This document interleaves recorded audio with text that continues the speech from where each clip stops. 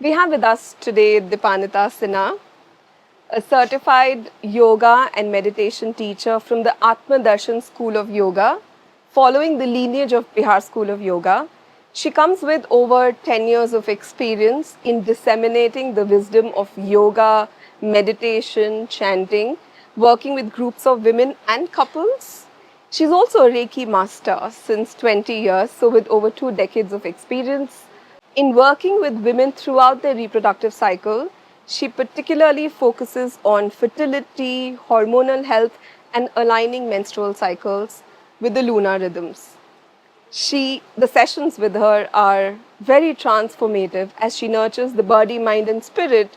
So she really works with the entirety of being and not just mind, body separately. I'm really looking forward to this conversation with you. Thank you. Thank you, Nidhi. I've heard you talk a lot about moon being at the center of your work, the symbology of moon. I wonder if you could talk about the connection between the moon, the feminine, women's bodies, women's cycles. Okay. So, the moon, I do not see it only as a celestial body, but also as a part of our being. And when I say this, the woman body is designed in such a way that with the connection with our intuition and emotion, and the root of that is our womb. And when a girl matures and further attains puberty, the entire cycle of the month, which is 29.5 days in an ideal scenario, is corresponding to the cycle of the moon, which is there in nature. So the correlation of it has been established not today, but ages back, since the time existence came into being, rather. Yeah. So considering the fact, and when I dived a little deeper into it, whether it is our yogic philosophy, the tantras, or the Greco-Roman ideologies, both from the Eastern and the Western culture, they are rooting towards the moon. And how beautifully, for example, if I take the Greek goddess Artemis, which is the moon, and if I talk about Hera, who is the Greek goddess for our rebirth and life, so how beautifully their ideologies have merged into the existence of even modern day women. At that one point of time, they were actually leading the life and the principles of it. Now, with the urban settings and modernization, many things have got deviated. However, the basic principles remain there. Now, coming to the 4 phases of the moon, it starts with the new moon phase, what we call the Amavasya. Yeah. Then it starts waxing. Waxing means it starts growing little by little, right? And then it attains the half phase where we actually see a full moon coming up. And from there, again, it starts waning. It starts decreasing and going to again into the new moon phase. And it forms the entire cycle from new to coming to the full, and then again going back to the new. And this 29.5 days, if you calculate in a reproductive journey of a woman, it is not only the monthly cycle. So a woman starts first with the menstruation, then gradually the follicle starts growing.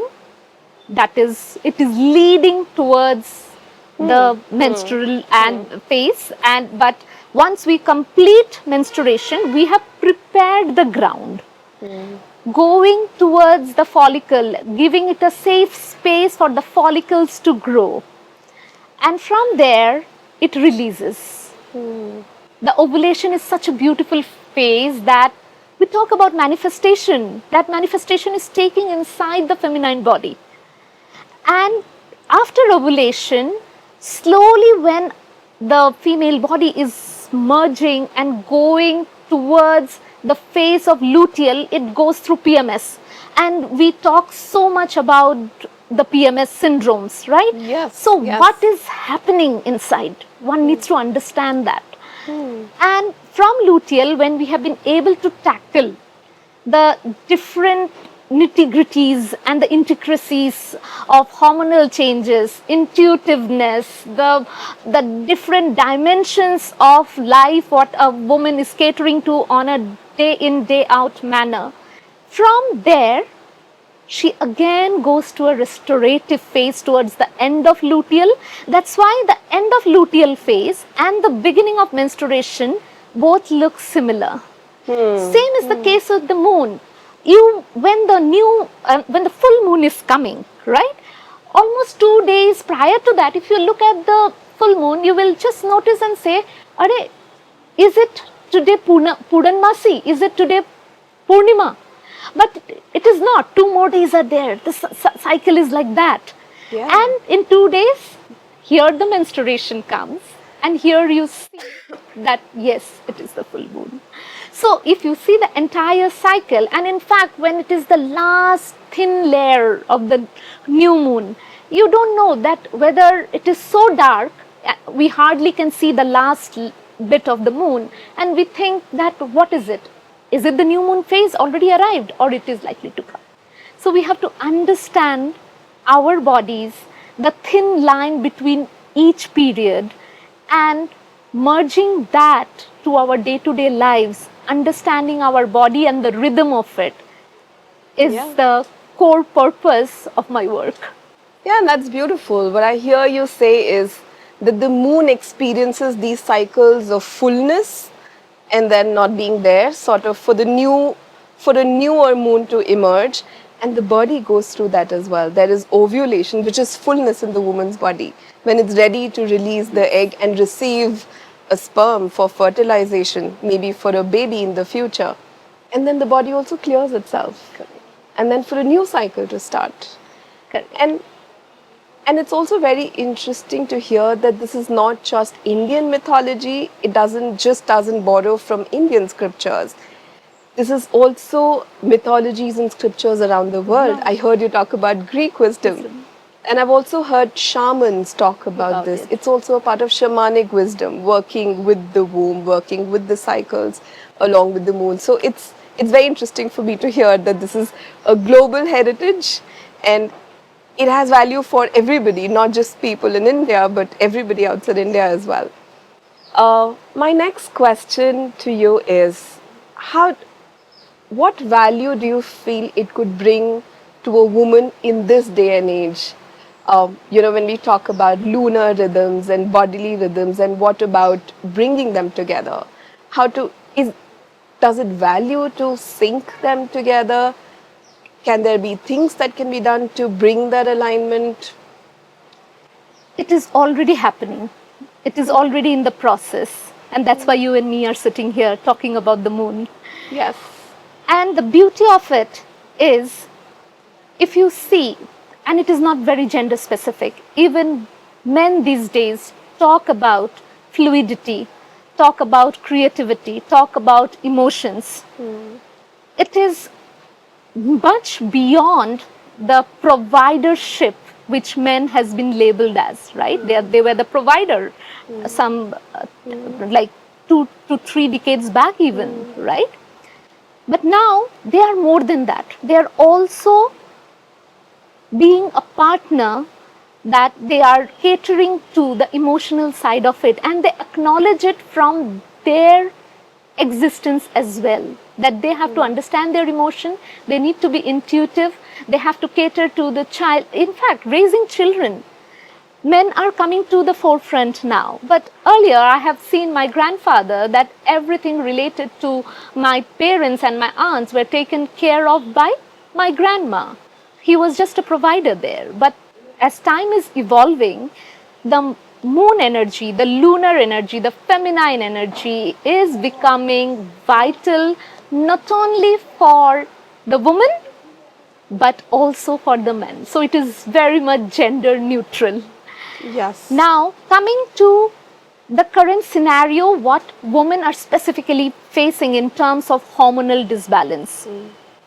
I will specifically touch upon women because you see that statistics readily available in terms of PCOD, PCOS, endometriosis, adenomyosis, infertility issues. So many issues women are facing because they are now driven by masculine energy. And when I say this masculine energy, it is predominant in the hormonal changes which is there in their system. Yes. And now to balance that, we have to invite the feminine within.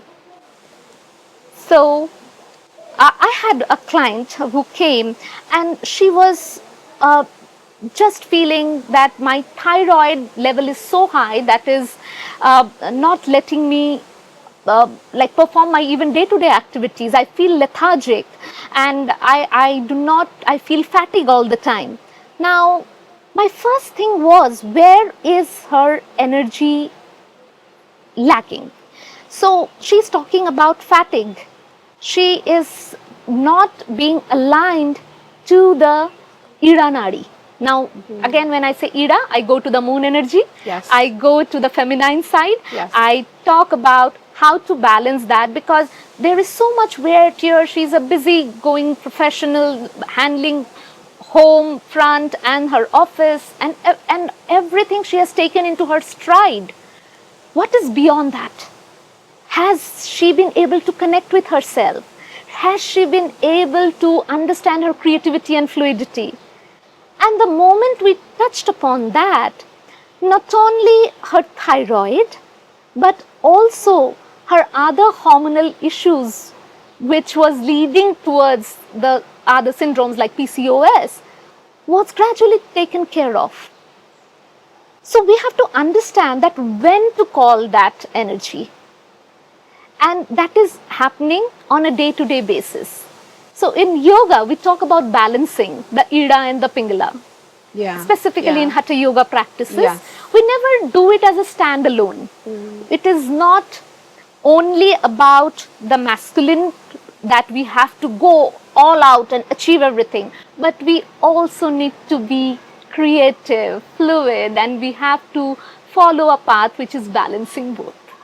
Yeah, and like a balance between doing and being.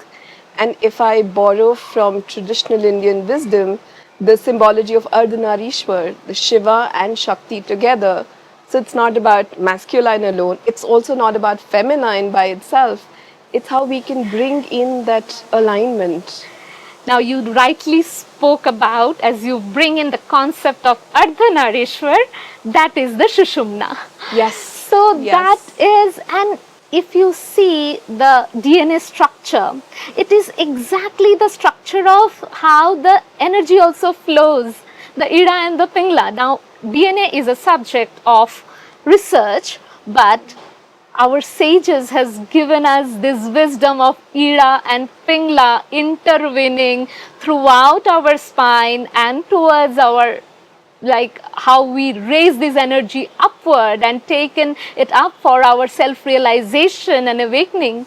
So that wisdom had been always passed down upon since ages. Yeah, absolutely. And while we are talking about it, I wonder if it is important to, maybe for our viewers who are new to this, to talk a little more right from the base, what really is Ida, Pingala, Sushumna, and why do we need to know about it? Why is it important to understand what are these energies, what are these nadis?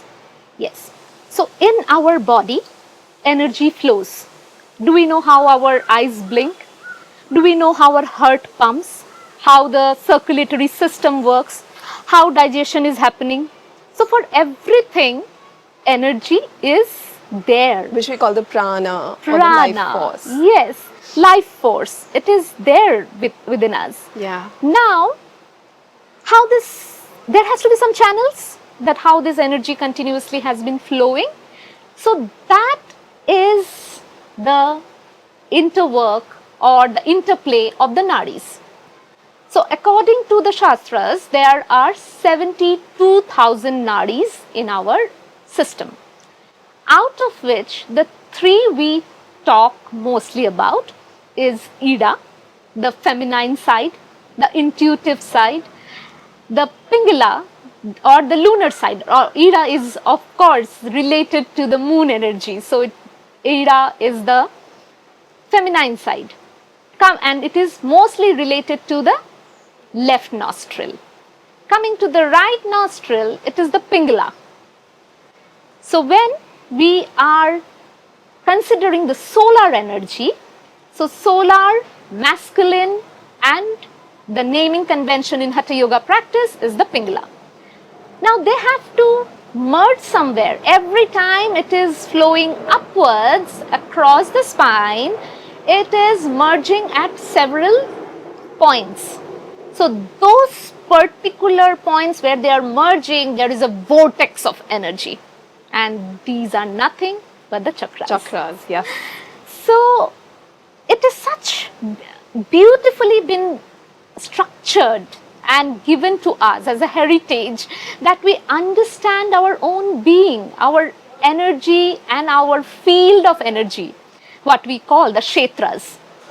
So when we work for these energy centers, and there another deep study of the chakra starts. Coming back again to the moon here. When we talk about lunar energy and the Pingala Nadi, they are so deeply related for bringing about the coolness and the calm effect in the hurry-burry of life. And it is the requirement of the hour that we integrate this practice in balance and then take the knowledge further to the womankind and also to the entire mankind, irrespective of gender again, so that they understand that only when the emotions are getting balanced and tackled, we will be able to go out into the world and achieve all the more whatever we aspire for.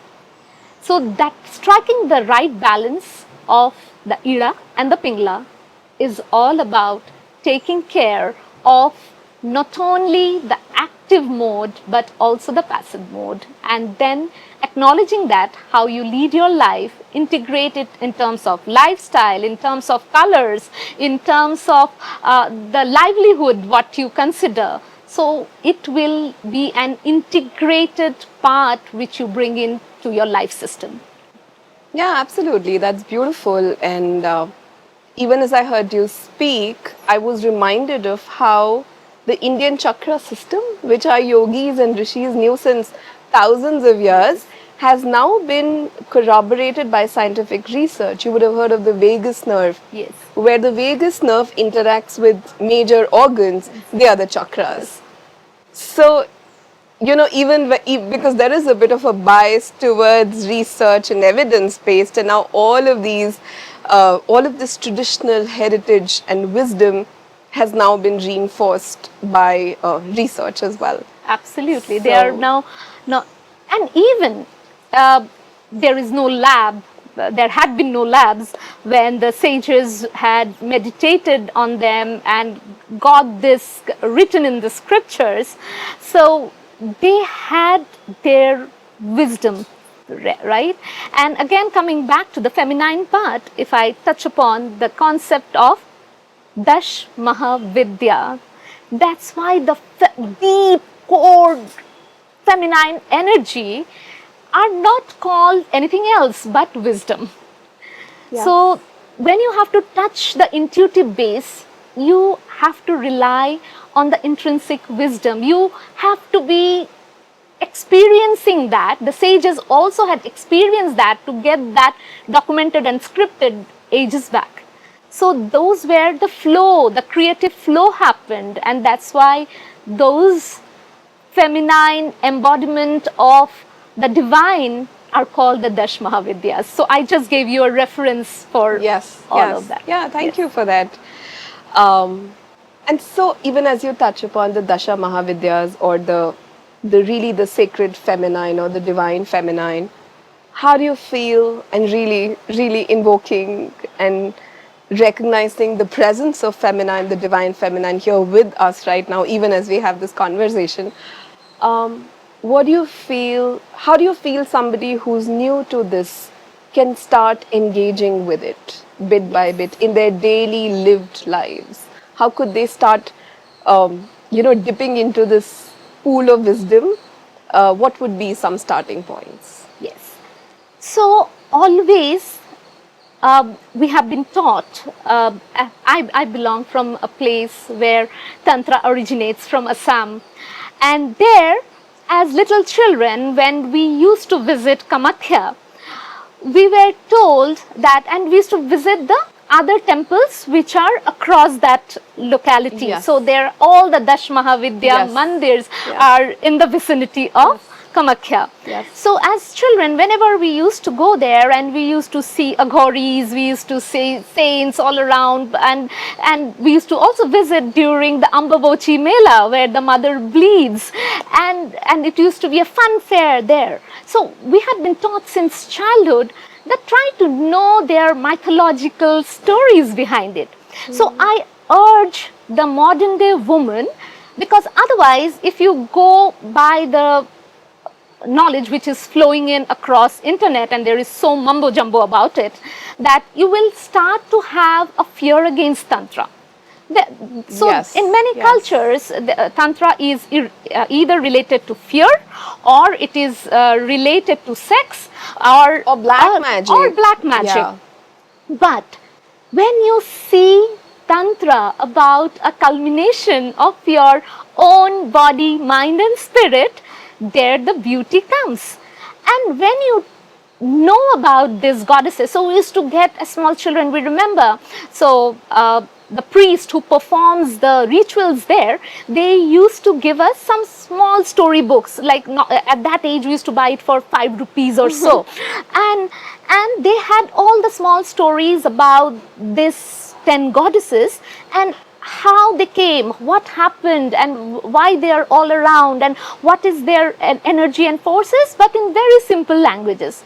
So we never had the fear. We always knew, for example, Chinnamasta, she doesn't have her head. and the blood is spurting out and she's feeding that. So what is happening? Cut off your ego, do your duties, surrender completely, and just serve the mankind. And we have been told stories about Chinnamasta in a such fun-filled way by my grandfather used to narrate those Wow. stories, and it was simple. Don't have ego, and Chinnamasta is teaching you that. See? Yeah. So, but that doesn't mean you let go of your values. She always held her values tight. Ego, surrendering your ego doesn't mean that you have to let go of your values system. No. So how beautifully, for example, Kali, Tara, so all the beautiful Tripura Sundari. So how the beauty of it, of each form of these goddesses, has given us a way of life, and so simply you can integrate that on our day-to-day lives, their philosophies, their principles. Yeah. So yeah. without having the fear, without having the notions, if we start reading about them, and which I teach even to the modern day girls, please read them very simply and have an approach in a simplistic manner. The more, and later when you go deeper, you will automatically understand the nitty-gritties and the intricacies and the beauty of it. There is a beauty in those intricacies. Yes. Yeah. Yes. So, but as you rightly said, where to start? Yeah. Where they should Yeah. know about this feminine energy, this divine energy. Yeah. So this is the beauty of it. Start reading small. Know about their simple stories. Nobody is stopping you to read about Shiva and the 10 Mahavidyas surrounding her to preserve that Shiva Tattva or the Shiva energy, and how these 10 goddesses had been able to do that, right? Beautiful story, very simple. But the message is very clear. So for the modern day woman, know their stories, live by the principles, and get ahead on your day-to-day life, integrate them for your being. And that's really lovely, because mythologies are not just stories. They are really these pockets of wisdom that we can start, that have value to our everyday lived life, It's just about starting to integrate them with our daily experience. I'm very happy to hear that you're from Assam, the land of Kamakhya. And so your birth and your upbringing is steeped in the feminine wisdom. And while I also know that you're a modern day woman, you have a career, you work in the IT industry, and you also bring in the feminine principle, I'm also very curious about your journey with the feminine and how, like, what happened, at which point did you start learning yoga, at which point did you feel motivated to share this wisdom, to share your practices with people? If you could share about. Oh, that had been a really, really uh, long and very intensive journey for me. I will start from the age of 2.5, a very young girl born in Guwahati. My father had served the Assam government, and he was posted at a very remote area where my brother was also born. And during that time, when I was just 2.5 years old, I had to be getting admitted to a school. And then my parents decided that I should be traveling to the city, to Guwahati, as they were posted at a remote location there. So I traveled along with my grandfather, my aunt, my uncle, and I started growing up there. So my grandfather, he served the Indian Railways, and by that time he was retired, and he started performing pujas. He was always into holistic living and a very pious person, and he used to perform rituals as a priest. So every day we woke up with certain chants. Oh, wow. And I have seen my grandfather going to different households and performing simple rituals there, and of all the pujas and the rituals going sideways in our home as well. So that was the starting, and most importantly, community. We talk about community building these days. I have seen that at that age, at the age of 2.5, with my grandpa holding me and taking me to ashrams, and where we used to call them Guru Bai and Guru Bahan. So the brothers and sisters who are binded by the same cultural and faith rather. So that community had a deep impact on me, that how you can lead lives in a simple way and have the right values for your livelihood. So that was the initial stages of my introduction to spirituality rather. I never knew the term spirituality at that age probably, but it happened to me. So as I grew up and my parents got shifted to city, and at the age of 17, I got introduced to Reiki by my mom, because I was 17-year-old, very naughty child, very rebellious as a teenager, and my mom thought that if her energy can be channelized in the right way, so she would be doing something good. And she also she's a believer of energy. She is not, I have never seen my mom doing very elaborate holistic pujas and rituals, but I have seen her believing in the right energy. So she got me introduced to Reiki, and I got initiated in Guwahati itself. So that was back in the year 2000. Wow, so, that was really long ago that you got inducted into Reiki. And I got introduced to the Osho, like Usui, Mikao Usui system of Reiki. And since then, I have started practicing not only on myself, but also for people around, and it works wonders for children and animals. So I interact at the energy level with animals as well. Beautiful. So I had healed cats and dogs, and it had been a part of my journey. So that was the year 2000, and then for my studies and higher education, I went to Delhi.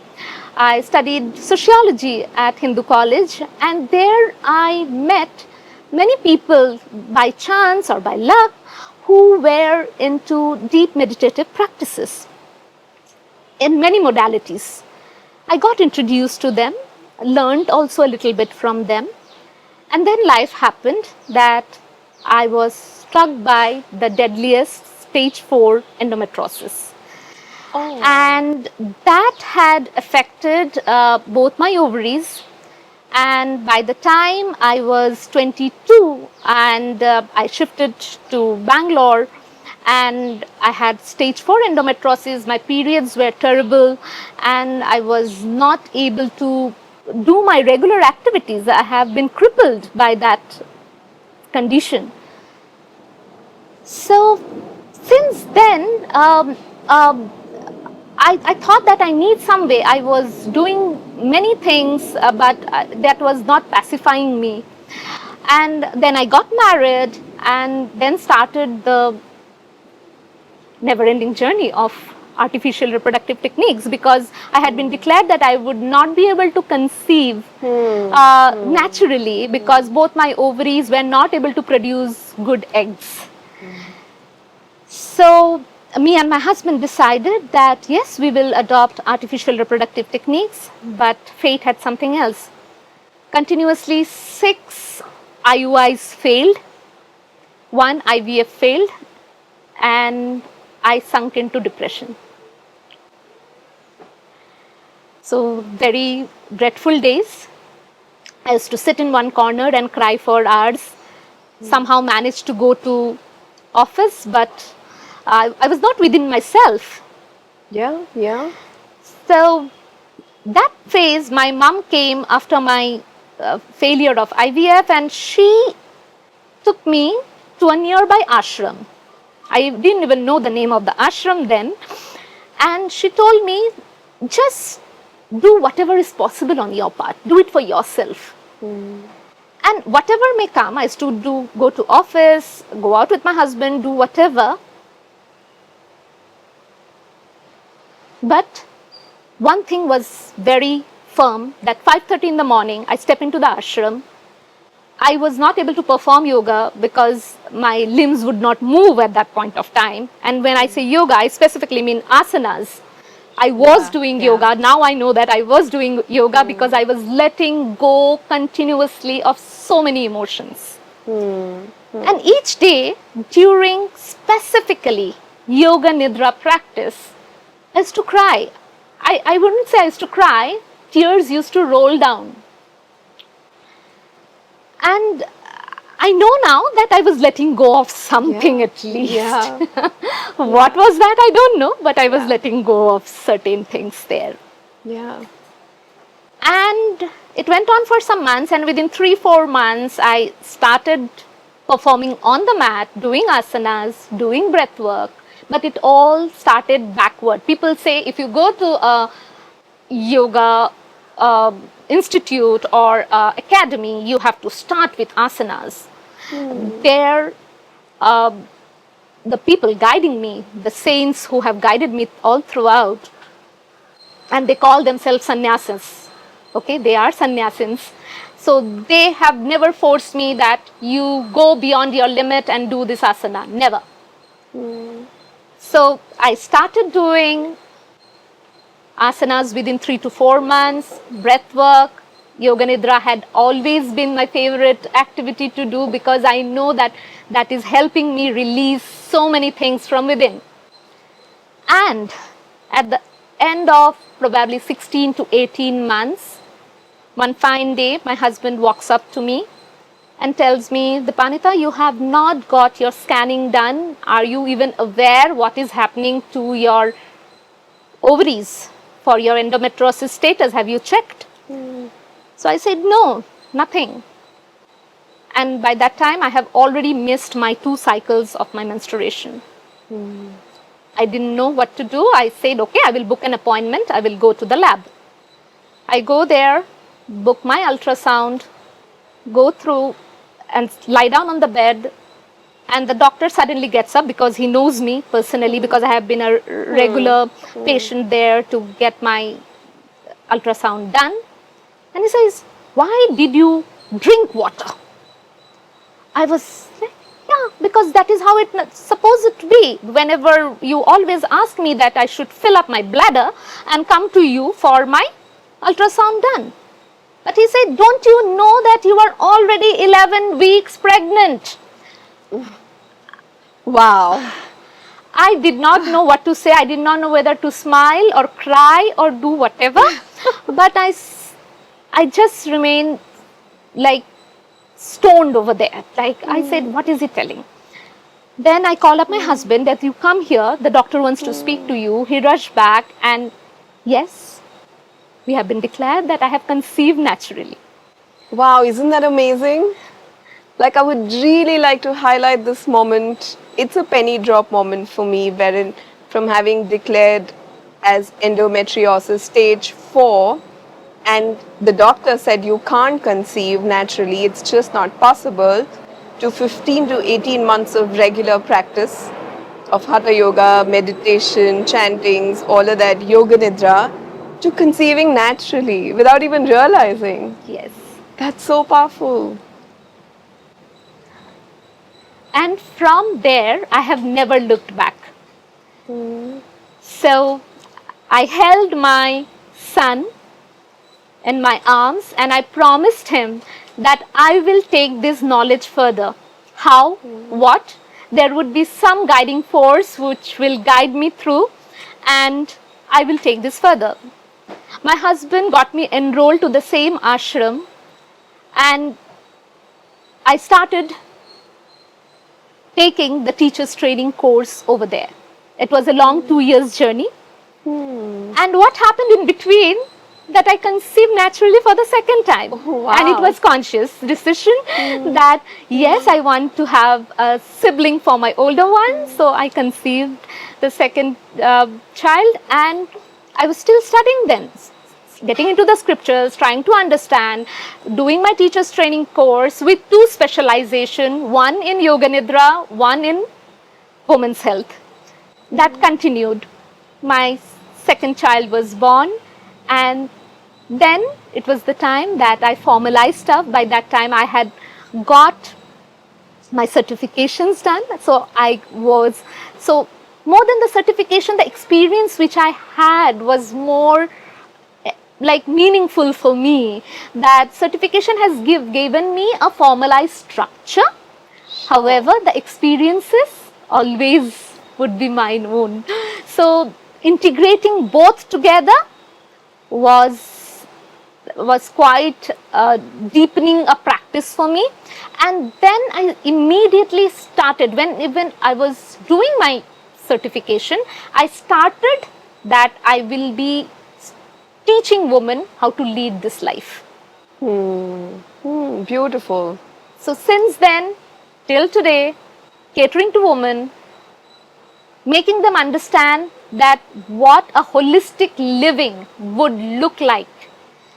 That connect with yourself, again going back, connect with the moon energy, certain times know when to slow down and then take things further. So it is not only about fertility. When you heal yourself, you heal your womb. So that sacred space is so powerful, you can conceive anything. You can conceive any of your aspirations there and take it to the full manifestation phase. If you know that you cleanse your womb, you prepare the fertile ground, you implant the seed of your deepest desire in the form of a sankalpa. So I wouldn't say sankalpa, which is a very, very sacred word in Yoga Nidra. It is corresponding to your desire. It is your ultimate desire, what you wanted to give birth to. You want to see it in the real form. And from there, putting regular sunlight, water, nourishment, and see that blooming. But for that, that fertile ground inside your womb space have to be rightly created. And that Absolutely. is all about the journey of the womanhood.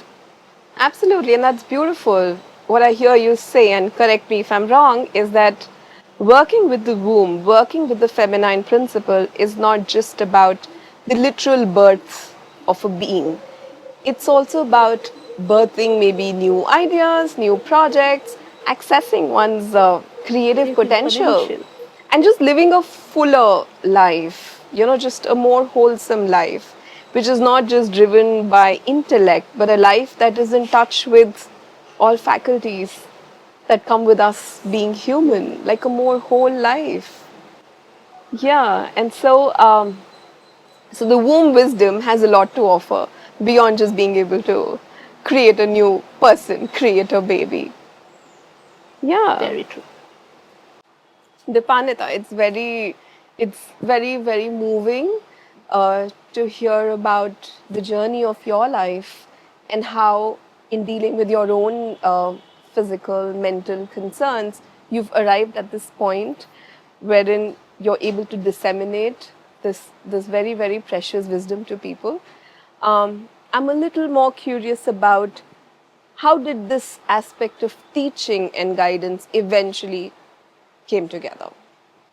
Okay. So I will take two steps back. I was mentioning when I first held my little one, I promised myself that I will take this knowledge further. So even the gynecologist who delivered my first child calls him the miracle baby. So why not understand deeper aspects of the female body, its correlation with the nature. And when I say nature, it's sun, moon, air, water, food, everything which are required for our livelihood.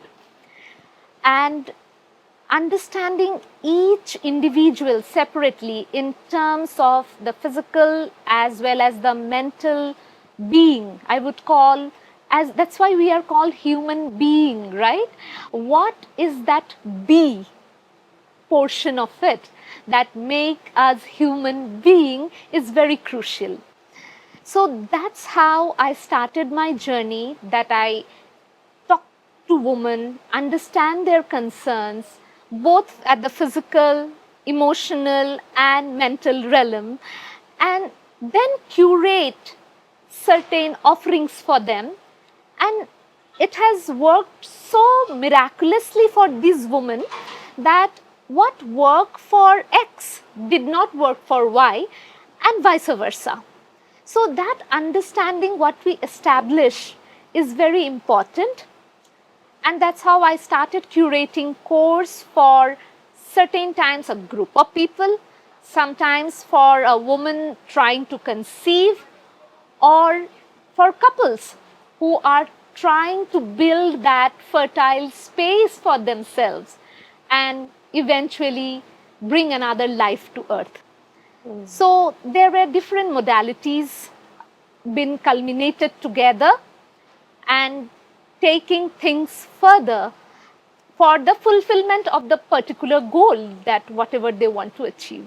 So that has been the onset of my journey, starting from the day when I have decided that I will take this teachings, what I have got, I will not limit it to myself, but take it to the world.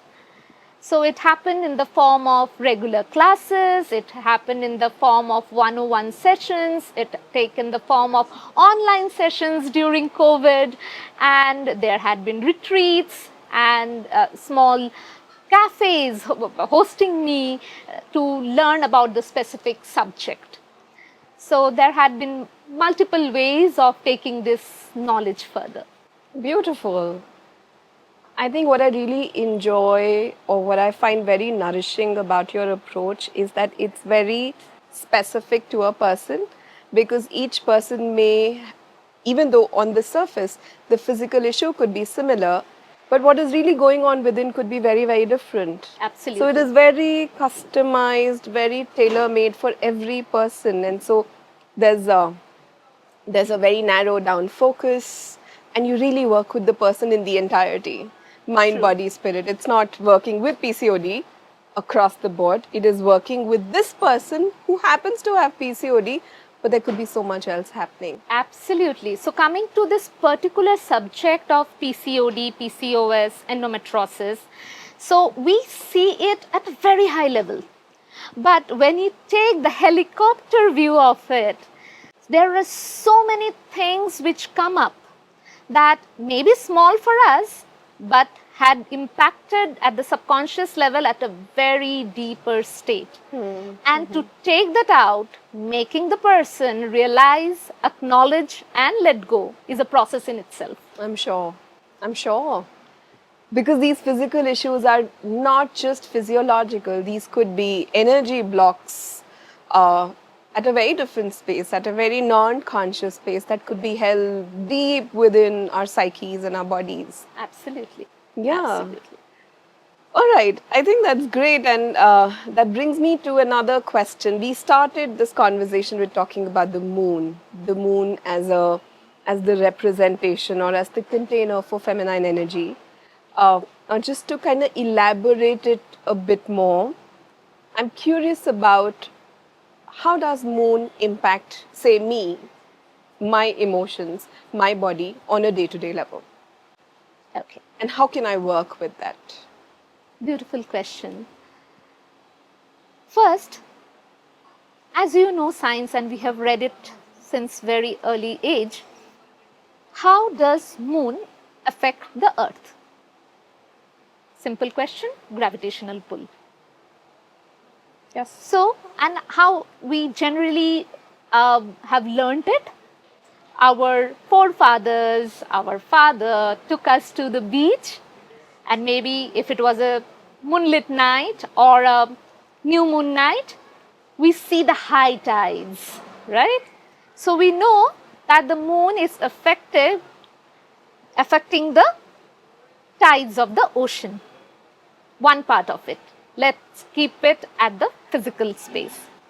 Coming to our body comprises of 70% water. So imagine the impact of moon and its energy on our body, and which is creating and it is flowing inside our system. So that flow, that fluidity, that creativity, that emotion, that intuitiveness is always flowing and been connected with the moon.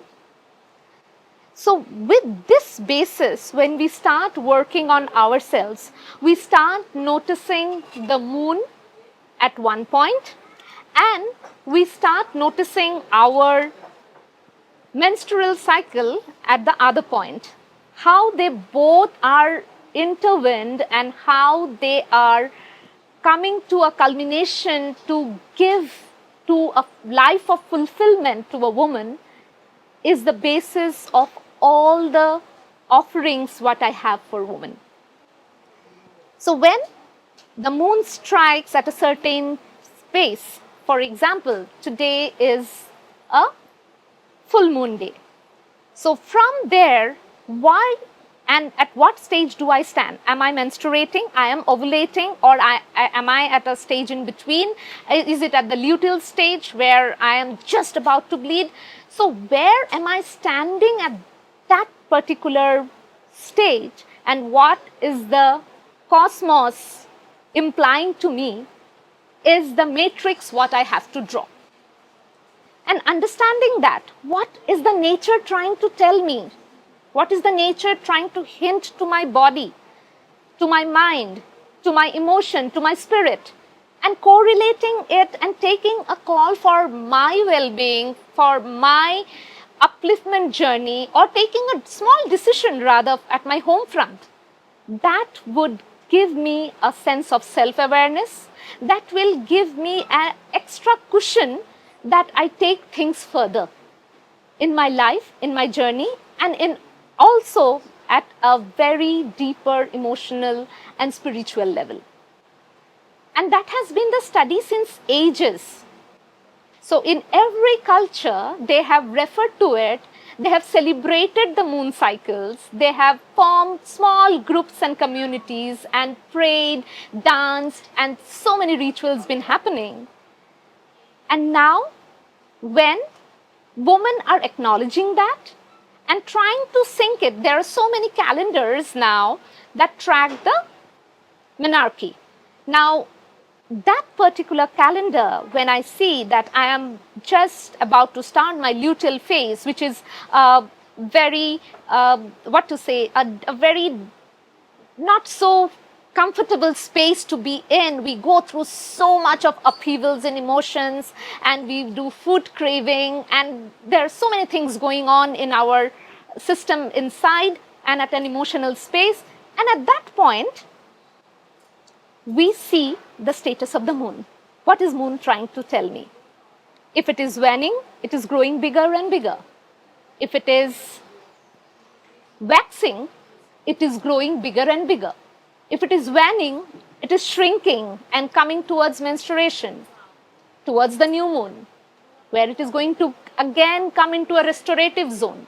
And based on that, I take a call that this is going to be my lifestyle. Not only in the terms of practices, that I will go for a jog or I will do something else.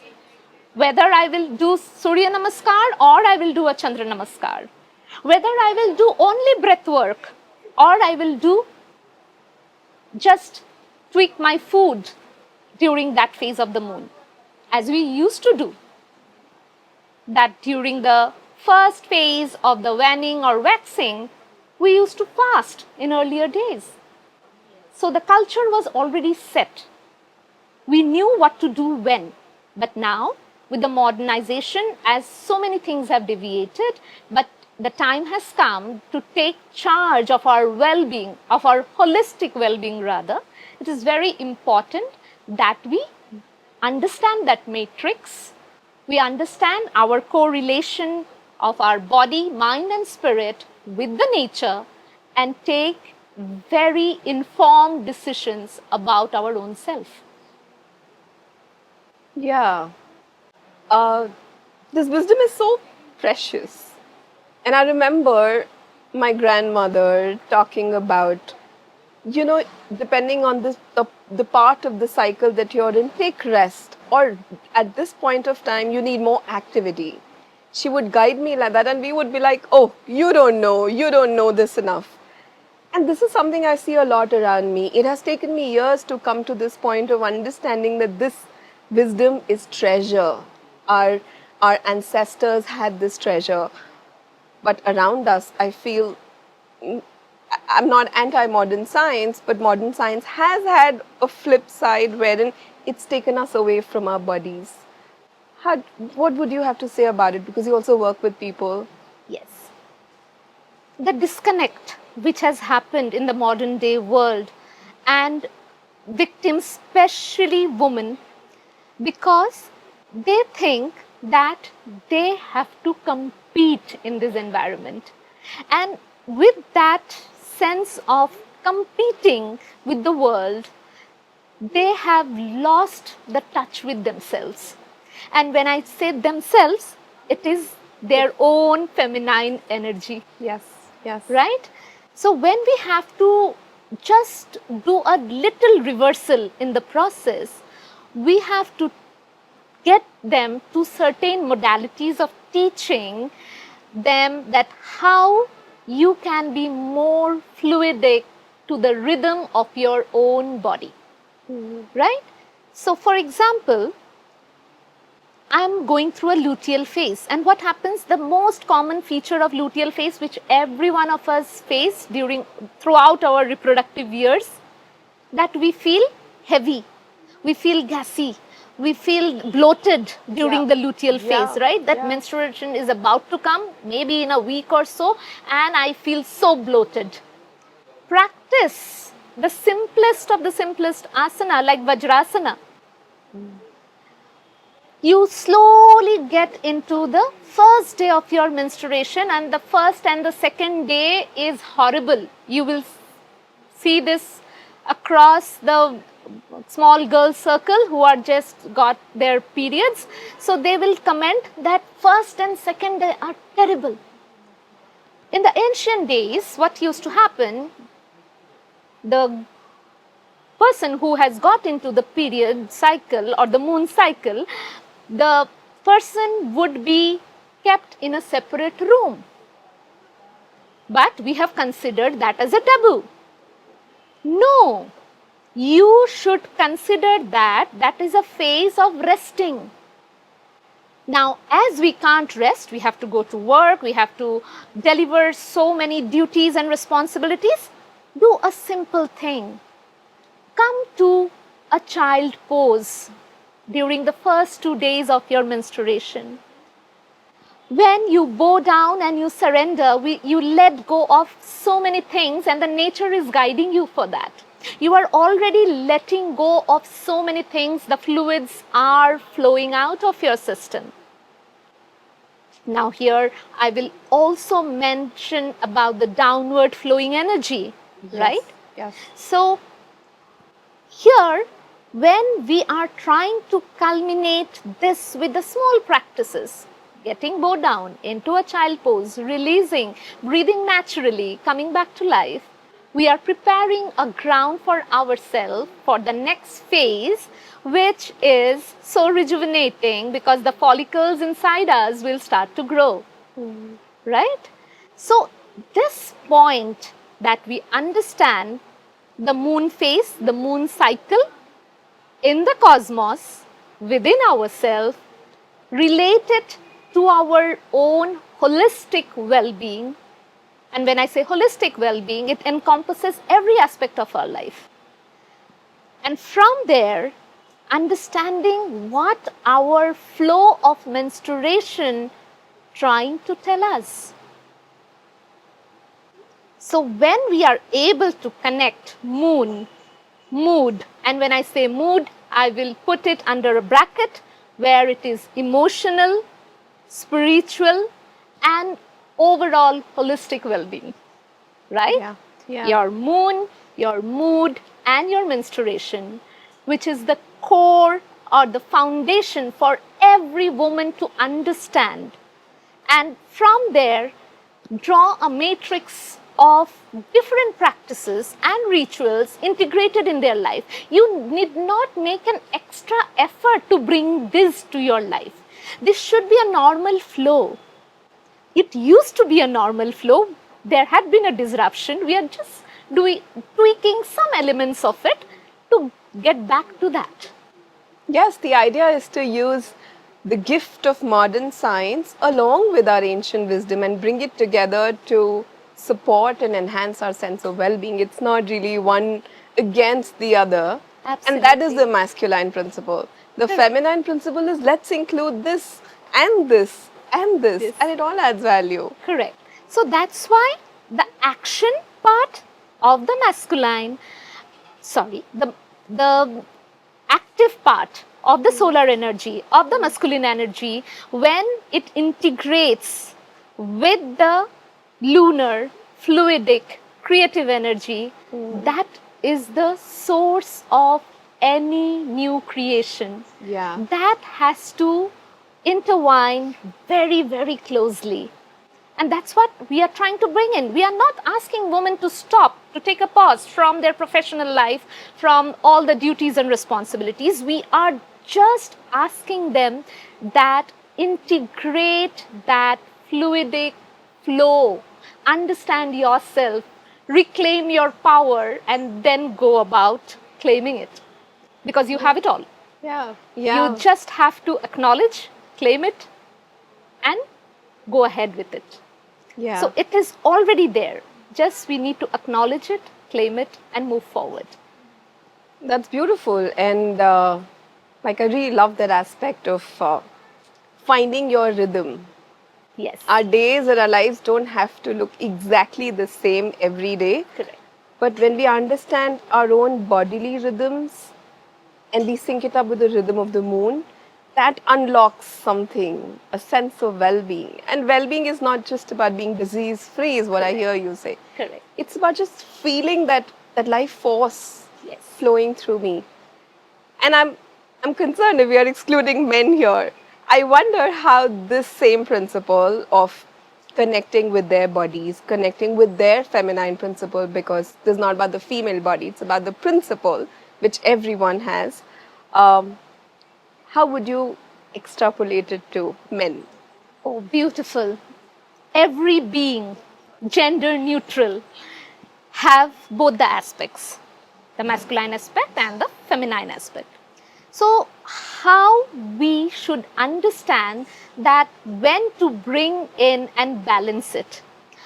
A simple breath work of the alternate nostril breathing, what we call the Nadi Shodhan Pranayam, right, would bring in such remarkable difference in a man's emotional well-being. They are not sometimes expressive. In fact, in many cultures, they have been taught that men don't cry, right? Yes. Men should always be bold. They should take more responsibilities.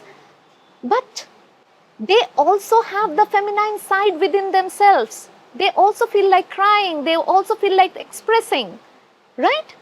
So during that time, for example, the new moon phase, Amavasya phase, right?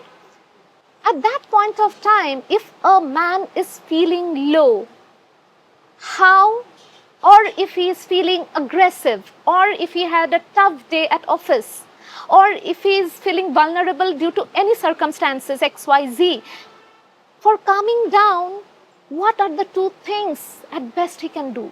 He has to match up with his masculinity, whereas he wants to praise and bring up the divine feminine within, right? Just follow the Nadi Shodhan. Just bow down and surrender yourself in a child pose.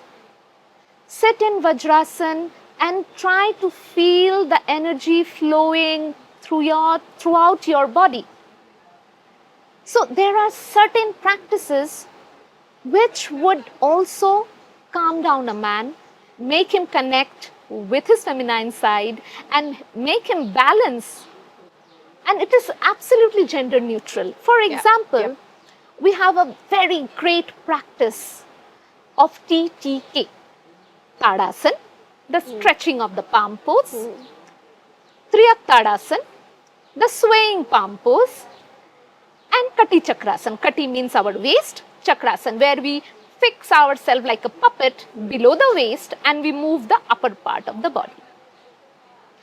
A great practice to do immediately after you step out of your bed. You get up on your bed, do some very beautiful chants of your choice. Yes, in our legacy we follow certain chants. And as soon as you step to Mother Earth, you just touch the earth and you do this 3 stretching, maybe 3 to 5 repetitions. Gender neutral. Do the practice, balance the energy on both the sides, feel it, get grounded, start your day.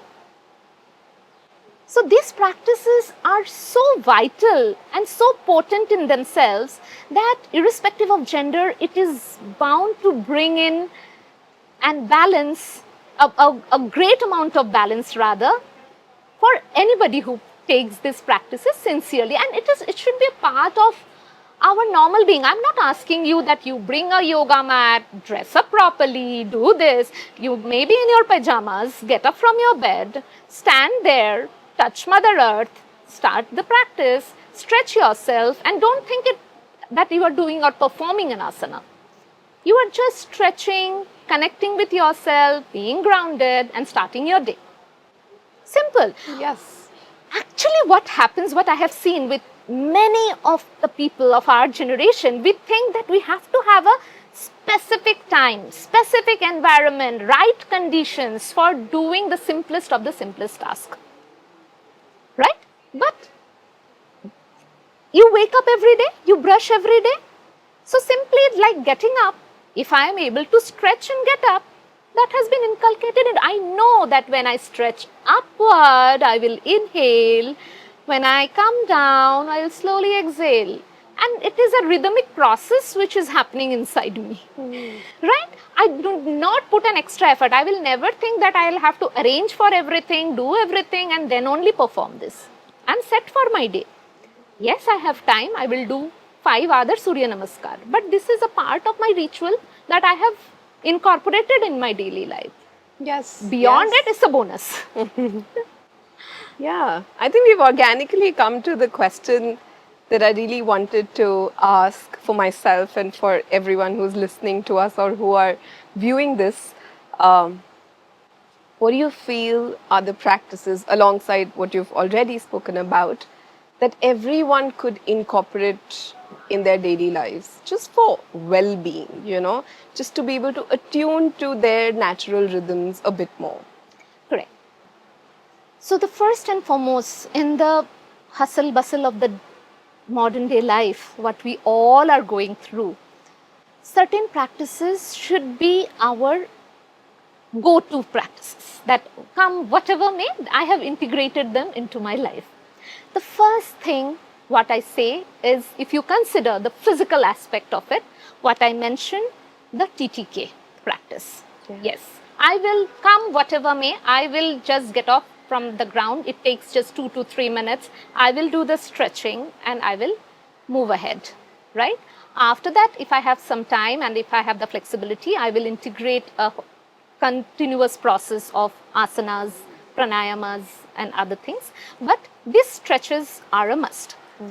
Along with that, during the certain stages of my cycle, as I am again coming back to women, so women must consider their bodily needs. For example, as I mentioned, the luteal phase, as it is harsh, I know I will be bloated, so I will make an effort that after having my food, I will sit for 2 minutes in Vajrasana before I lie down. Because if I do not do that, I know that I might feel a little more bloated, but that will calm me down and the bloating will be a little relaxing for me. Similarly, like when I am ovulating, I am charged, right? I am out to achieve anything. So during that part, if my body permits, I will include Surya Namaskar during that practice. So what is my body trying to tell me? What is my rhythm of the entire monthly cycle willing to tell me? That I have to listen to the whispers of my body. Very, very important, right? And this coming to the breathwork practice. Pranayama is not only, I will call it a breathwork, but prana and ayama. Prana is the life force. Ayama is the regulation of it. I'm trying to regulate my energy. I am not playing around with my breath. So the moment we just segregate these two terms, breath and prana, it takes you to another dimension of work altogether. Yes, yes. Right? I am trying to regulate my energy through this practice. The moment I take up Nadi Shodhan, so as we inhale and exhale and we do the repetition from the other nostril, we start with the left, exhale through the right, again inhale through the right, exhale through the left. That is one round. So while practicing that, if we are able to connect to the right side of the body and the left side of the body, and we see that how it is creating the balance, sometimes we will feel, you will see when you are concentrating on your student, they will bend towards one side, they will go to the other side. Yes. So that pull and push of the energy will keep happening, and if you are mindful, you will be able to observe that. So aligning that energy through this practice is very, very vital. Coming to the heat and cooling. Some people feel sudden hot, like sudden heat flushes through your body, hot flashes. And it is very predominant in women trying to get into the perimenopausal zone, right? So for them, cooling practices are a must. Especially there would be certain times of the day when they face this. So incorporating the cooling practices like Shitali works wonder. Some people feel sudden cold, right? And they are not able to achieve what they are capable of. So for those, Bhastrika, you are preparing a ground that I have to go out, get energized, quick fix, and I have to achieve that. Do Bhastrika, go out. Right? active inhalation, active exhalation, right? But when it comes to Kapalbhati, which is a Kriya in itself, so here inhalation happens automatically, passively. It is only active, active, active exhalation. Yeah, yeah, Right? yeah. So there are so many intertwined practices which you have to understand each bodily need and integrate that. But holistically, these are such simple yet effective practice which would help us to take care of our day-to-day requirements and sail smooth. Beautiful. Yeah. I would also love to hear about the kind of concerns you've encountered in your work with people and how their journeys have shaped up in this work with you. What is it that they've been able to, I wouldn't say overcome, but how is it that they have accessed well-being? Overcoming is just one part of it. Correct. Overcoming disease, but how have they really blossomed Correct. physically, mentally, spiritually in this work with you? Would love to hear about that. Okay. So I will cite one of my clients' story here. So when she came to me, she was completely devastated with 3 miscarriages already. She didn't know how to navigate and clear this path, but she was confident that she would definitely conceive. So understanding her was a difficult on my part, was quite difficult on my part rather, that how to curate the entire healing journey for her. How do I navigate her path, because she has recently undergone within 2.5 years 3 miscarriages. So I did not start with any of the asanas or any breath work, anything. So I started with very light meditative practices. And when I tried that, so she used to tell me that she couldn't see anything, visualize anything, but she was present in the moment. So my first objective was cleared. I wanted to make her come to the present because she was dwelling in the past. So that is the first step. The second step for me was the cleansing part, not only of the womb but also of the entire being. So I introduced slowly certain mudras, certain hand gestures with her, which can work along with the breath. I introduced her with her own breath, and she found it magical. That experience your own breath. No pranayama, no breath work, no pranayama, nothing. Just be with your own breath. She successfully did that. And then happened the magic with the kriyas. Mudras combined with pranayamas, doing certain like prescribed kriyas, and some deep meditation into womb healing did the wonder. And when she was ready, I introduced her to a few asanas. Now, parallelly, as she was going through certain medications, and then she thought that she would give a pause also to the medications and gradually would resume and plan for the conception journey. And within no time, and I would say specifically it was around 6 months that she had been working with me, that she not only conceived, but I was there with her throughout the journey of pregnancy, and she knew the techniques of protection also. That sustenance is also important, because once you have just healed out of something, it is very important that you carry forward that. Some people get disrupted at that phase itself and they go back again to that square one. Very, very important. Because healing is an ongoing journey. It is not that you get healed for 3 days and the 4th day you don't show up. You have to show up for yourself every single day. And then only you can call the healing a successful journey. Every day you have to show up for yourself. So how beautifully she has not only healed her womb, got the achievement of conception, and from that conception till the delivery, she was constantly healing. And she told me that maybe I have prepared myself for postpartum.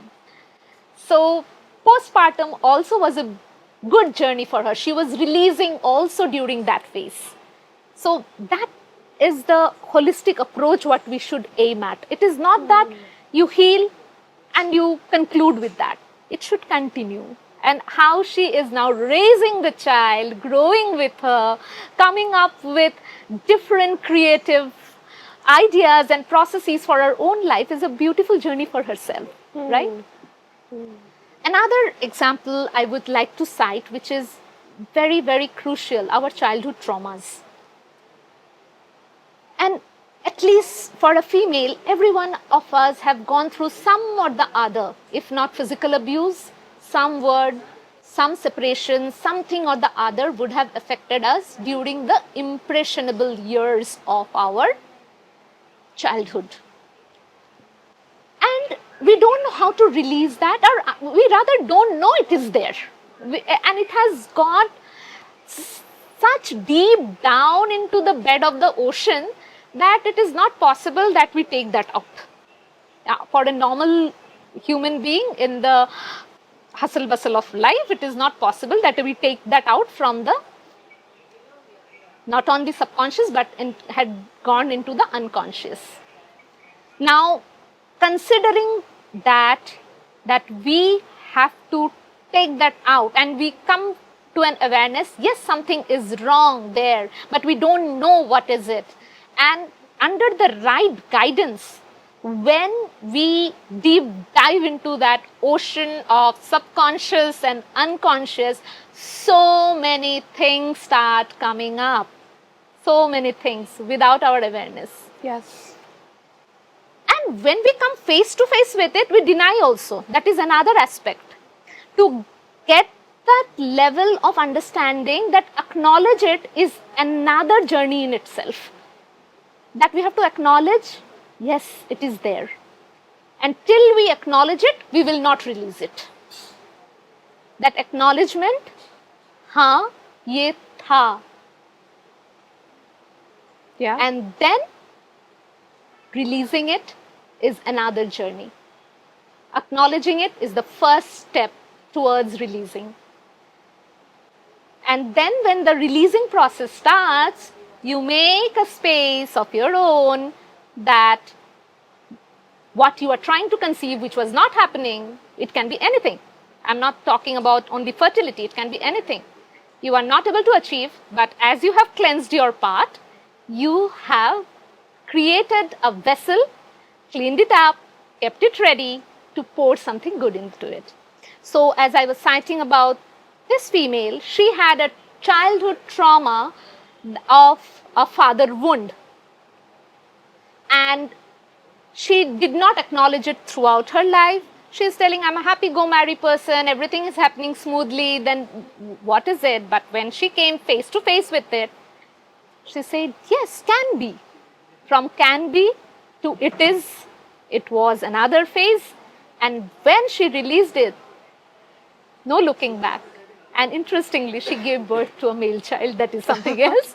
But yes, that releasing of that trauma is very, very, and sometimes trauma is not only related to childhood. It can be an impression from any of the births previously. Yes, yes. So it can be released. So I read one of the books published by Bihar School of Yoga, that in Yoga Nidra, a person could find out that in some life previously, there were atrocities going on in that region which had affected, and there were red color buses which were passing during that time, and which used to take care of the dead bodies and all the atrocities in that particular region.